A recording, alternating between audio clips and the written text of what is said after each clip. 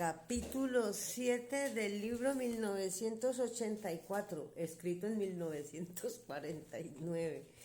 Es que me acuerdo de Feijóo y me da risa. Mira que ayer leyendo, pues cuando miré ya se había acabado el vídeo, me tocó irlo a buscar el final. Él decía, él estaba al aire libre mientras a ella se las tragaba la muerte, cuando estaba soñando de su madre y su hermana.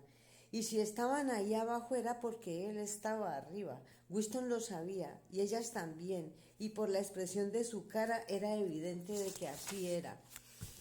No vio ningún reproche en su rostro ni en su corazón, solo la conciencia de que debían morir para que él pudiera seguir con vida, y de que eso formaba parte del orden inevitable de las cosas.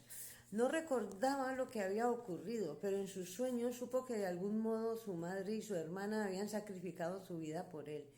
Era uno de esos sueños que, pese a conservar un ambiente onírico característico, son una continuación de la propia vida intelectual y en los que uno comprende hechos e ideas que siguen pareciendo nuevos y valiosos después de despertar. Winston reparó de pronto en que la muerte de su madre hacía casi 30 años había sido trágica y triste de un modo que ya no era posible.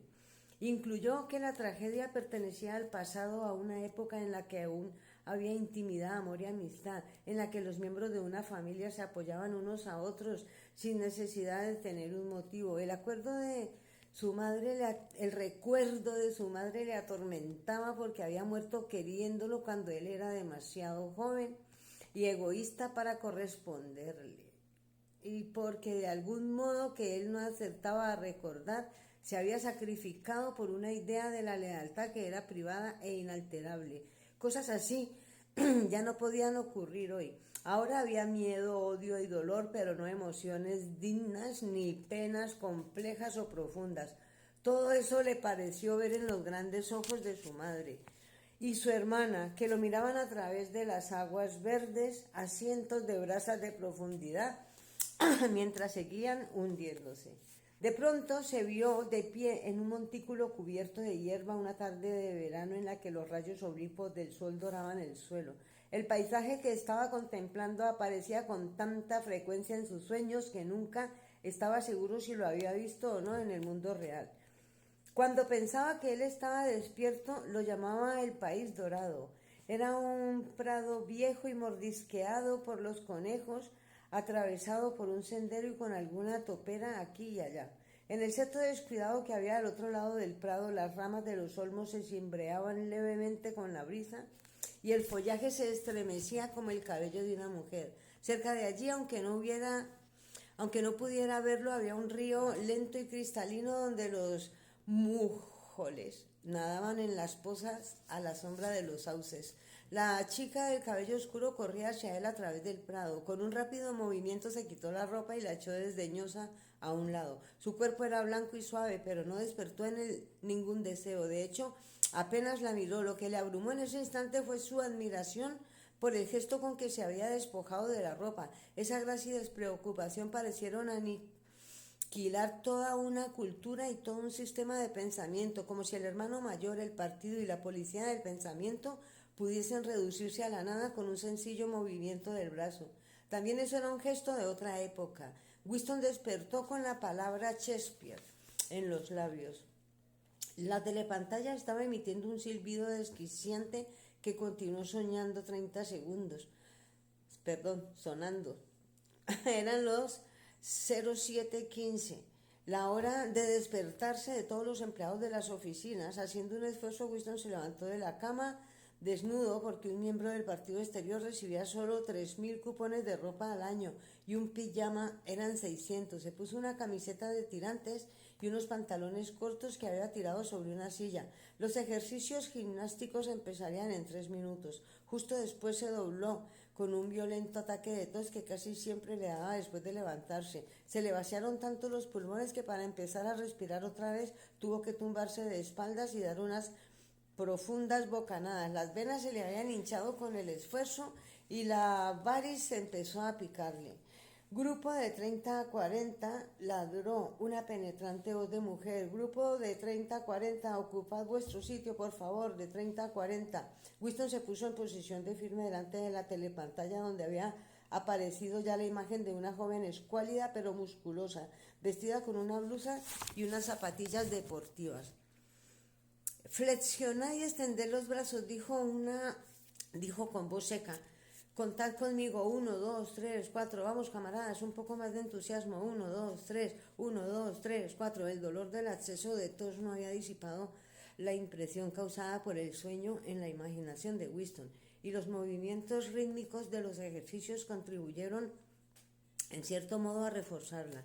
Mientras extendía los brazos mecánicamente adelante y atrás sin perder la expresión de alegría que se consideraba apropiada durante los ejercicios gimnásticos, se esforzó por recordar aquel oscuro periodo de su primera infancia. Era muy difícil.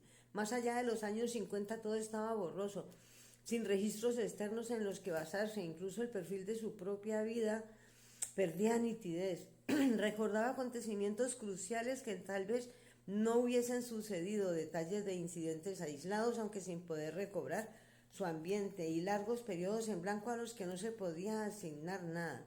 Entonces todo había sido distinto, incluso los nombres y las formas de los países. La franja aérea 1, por ejemplo, no se llamaba así, sino Inglaterra o Gran Bretaña, aunque estaba seguro de que Londres siempre había llamado Londres. Winston no recordaba ningún momento en el que su país no hubiera estado en guerra, aunque era evidente que había habido un largo periodo de paz en su infancia, porque uno de sus primeros recuerdos era un ataque aéreo que había acogido a todo el mundo de sorpresa. Quizá fue cuando cayó la bomba atómica en Colchester. No recordaba aquel ataque aéreo concreto, aunque sí la mano de su padre cogida a la suya, mientras bajaba a toda prisa a un lugar subterráneo por una escalera de caracol que resonaba con sus pisadas y que le cansó tanto las piernas que empezó a lloriquear y tuvieron que detenerse para descansar. Su madre le seguía muy atrás con movimientos soñolientos. Llevaba en brazos al bebé, aunque tal vez fuese solo un hato de manta. No estaba seguro de que su hermano hubiese nacido ya. Ya por fin llegaron a un sitio ruidoso y abarrotado que resultó ser una estación del metro. Había gente sentada por todos lados, las losas de piedra del suelo, mientras otros se apretaban en literas metálicas. Winston, su madre y su padre encontraron un sitio en el suelo al lado de una pareja de ancianos que se acurrucaban en una litera. El hombre llevaba un pulcro traje de color oscuro y una gorra de tela sobre el cabello cano. Tenía el rostro rubicundo y los ojos azules y lacrimosos. Apestaba a ginebra, parecía sudarla por la piel en su lugar de sudor. Y cualquiera habría dicho lo que brotaba de sus ojos también era ginebra, pero aunque estuviese un poco borracho, su dolor era genuino e insoportable. Winston supuso de un modo infantil que acababa de ocurrirle algo imperdonable que no tenía remedio. También le pareció saber lo que era alguien a quien amaba, que era anciano, tal vez una nieta pequeña había muerto. Cada pocos minutos el hombre repetía: no deberíamos habernos fiado de ellos, te lo dije, ma, ¿lo recuerdas? Eso nos pasa por fiarnos de ellos. Te lo había dicho, no deberíamos habernos fiado de esos cabrones. Pero Winston no recordaba quiénes eran esos cabrones de los que no deberían haberse fiado. La derecha y la ultraderecha, para mi pensar. A pesar de esa época, la guerra había sido incesante, aunque para ser precisos no se había tratado siempre de la misma guerra. Varios meses de su infancia había habido confusos combates callejeros con el propio Londres, y algunos los recordaba con mucha claridad, pero reconstruir la historia de aquel periodo y decir quién luchaba con quién en cada momento habría sido totalmente imposible, puesto que no había registros escritos y nadie hablaba más de la situación presente.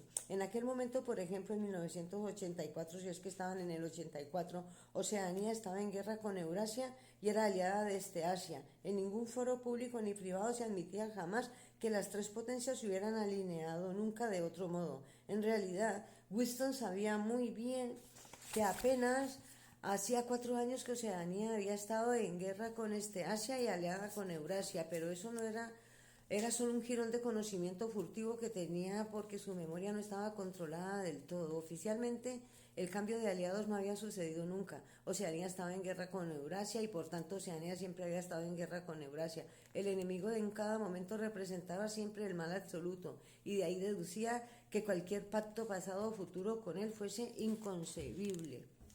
Así que Lo voy a dejar hasta allí porque 50 segundos no alcanzo a leer lo que viene. Ya vamos en la página 42.